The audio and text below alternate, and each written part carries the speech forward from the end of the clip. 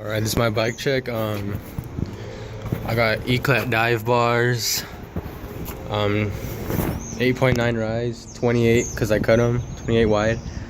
I got Quan grips, Stranger Quan grips, fit high top stem, Odyssey headset, Odyssey R25 forks.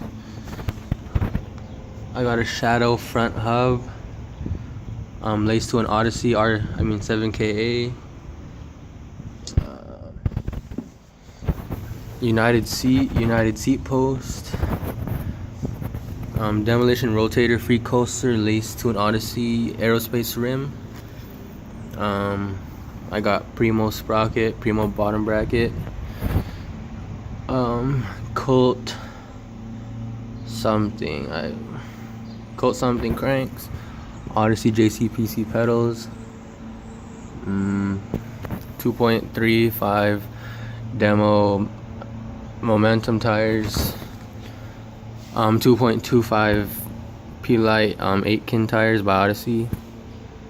And yeah, that's my bike check. The pegs, I don't really know what they are because they're just random ass metal pegs.